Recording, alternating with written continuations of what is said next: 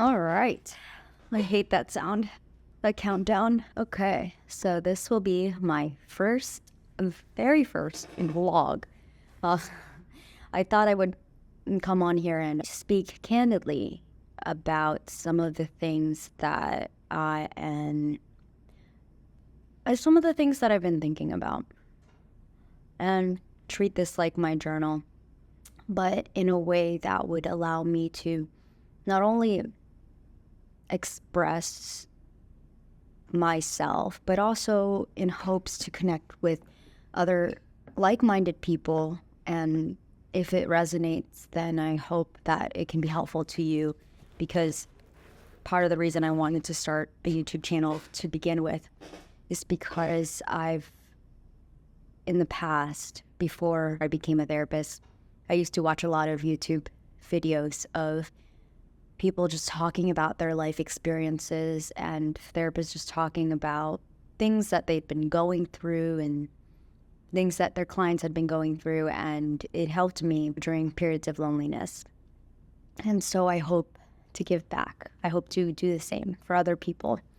And so I'll just have this format where I'll just talk about some of the things that I've come to learn. And I want to start with talking about shame spirals.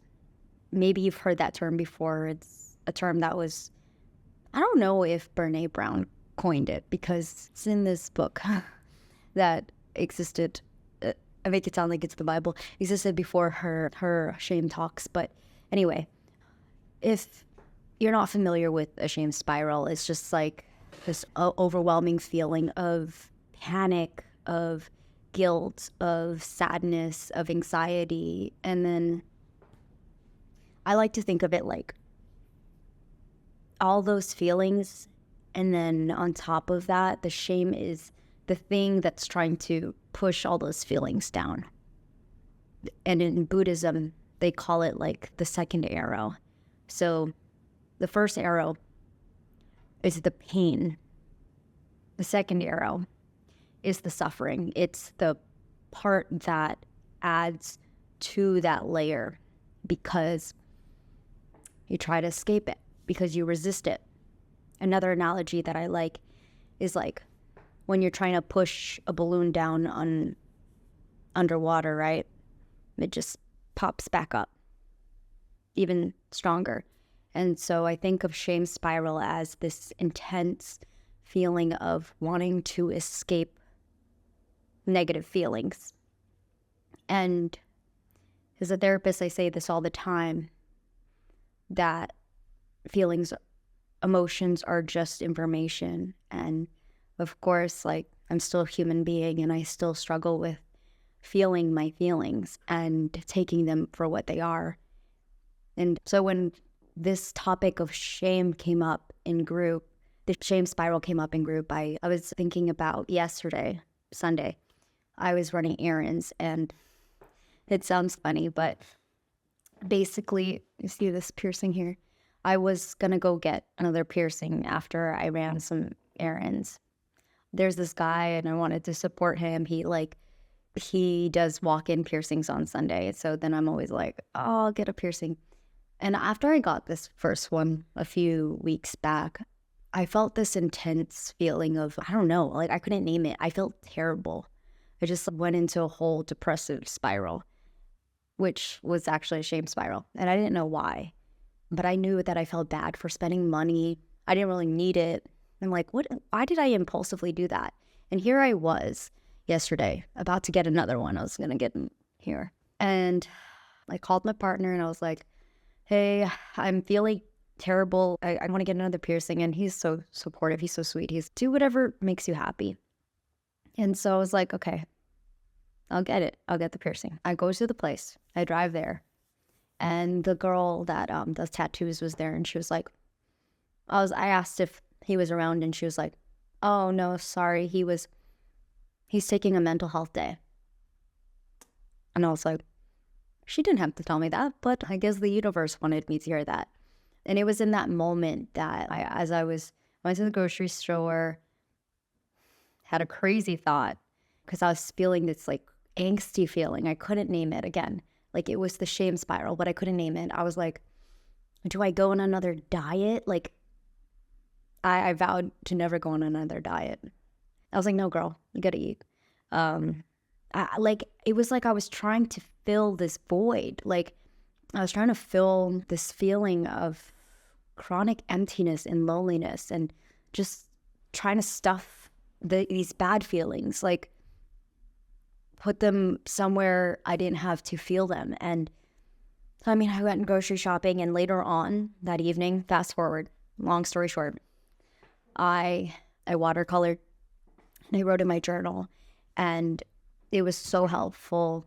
And probably best that guy was taking a mental health day so that I could take a mental health day too, because in the end, I started watching some videos, again, full circle. I was watching some YouTube videos. My algorithm was showing me like some random vloggers, and there was this lady who had this like mantra, this beautiful mantra that was like, let them. And I've been dealing with some grief of letting go of a friendship that I had really bitter feelings about. And truthfully, there was no wrong or right in this friendship, but like, because of the way that my mind is, it can be very extreme.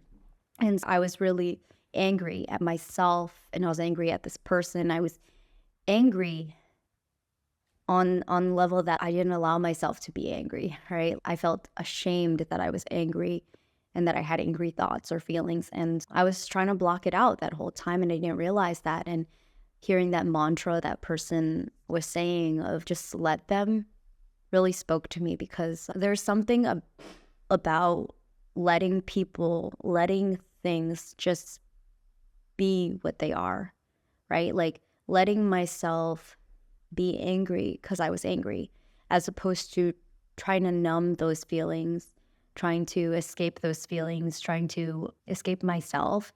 And like my partner, and like he's so patient. And I remember like I was just complaining to him about something, and he was like, oh yeah, like just need to meditate and just be alone. And it's funny because he doesn't do any of those things. So he's very extroverted, and he doesn't meditate. But I think in his own way, he understands what he needs. I guess I'm coming to this realization that I can't escape this feeling of chronic emptiness and loneliness, which I think a lot of people feel. Like I'm not unique in that way. I have a lot of existential dread.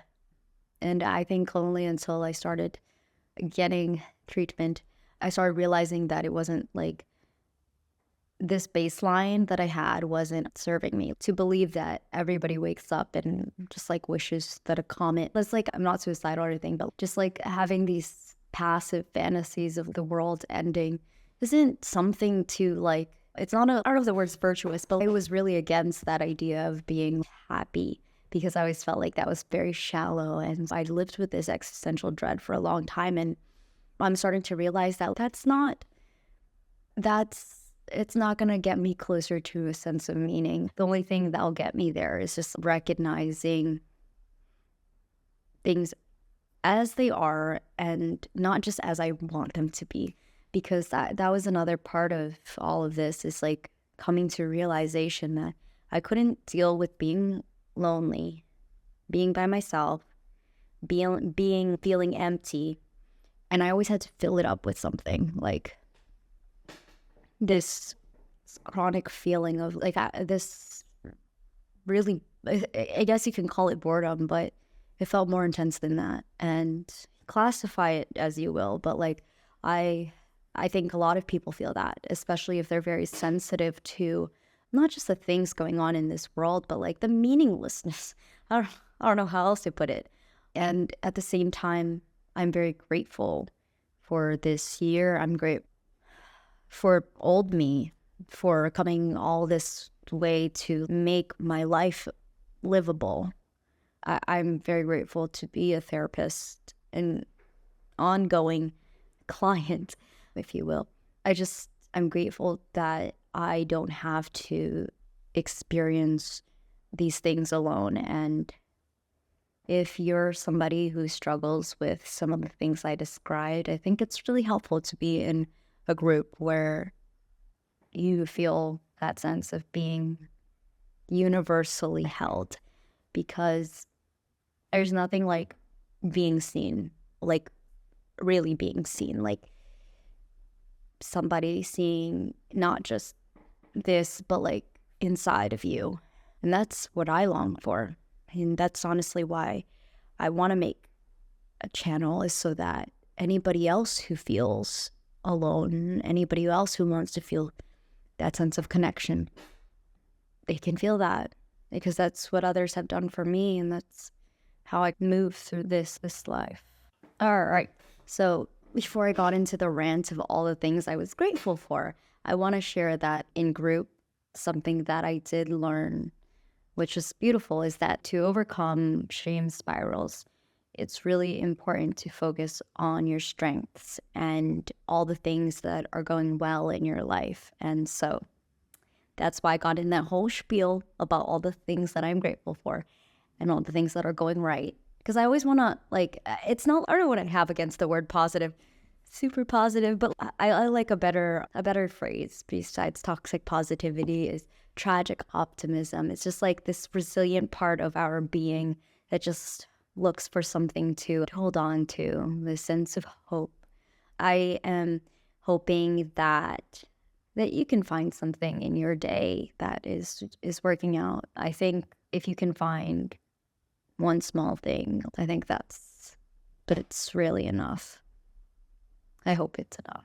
I'm very grateful for the opportunities to connect with other people who feel what I feel and who can just laugh about it too, because it's something I'm trying to work on. I have this this like weird thought that, I don't know, that somehow there's something about me that, I don't want to say repels other people, but just I have this wall and I'm trying to bring it down. And I think slowly but surely, the more I share, the more I can bring that wall down.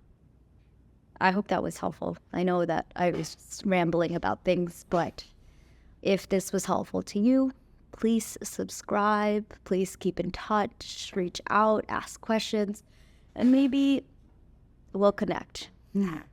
Thank you.